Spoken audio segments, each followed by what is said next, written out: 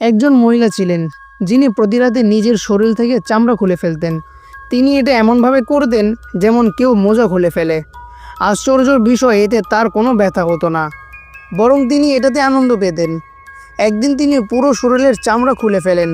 তখন তিনি দেখেন এক অদ্ভুত ভয়ঙ্কর চামড়াহীন দানবের মতো হয়ে যান। এই দৃশ্য তার ছেলে জানালার পর্দার আড়াল থেকে দেখে ফেলে।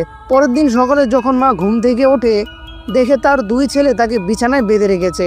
তার মা খুব রেগে যায় এবং বিছানায় লাফাতে থাকে। সে বুঝতেই পারছিল না কেন তার ছেলেরা এমন করছে। পরে বড় ছেলে একটা বালতিতে ঠান্ডা পানি এনে তার গায়ে ঢেলে দেয়। ছেলেরা আগেই বুঝতে পারছিল তাদের মায়ের মধ্যে কিছু একটা অদ্ভুত পরিবর্তন এসেছে।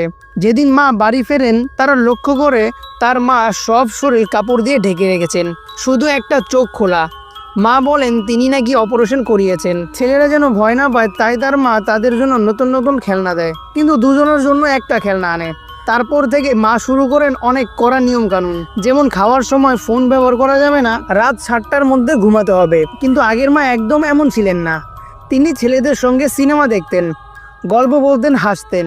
এখনকার মা একদম অচেনা। একদিন দুই ভাই খেলতে বের হলে মা হঠাৎ বড় ছেলেকে ধাক্কা দিয়ে ফেলে দেয়। তার হাত কেটে যায়, কিন্তু মা কোনো সাহায্য করে না। রাতে ভয়ে ছেলেটি বিছানাতে প্রস্রাব করে ফেলে। সে পরে দেখে মা একা কারো সঙ্গে কথা বলছে।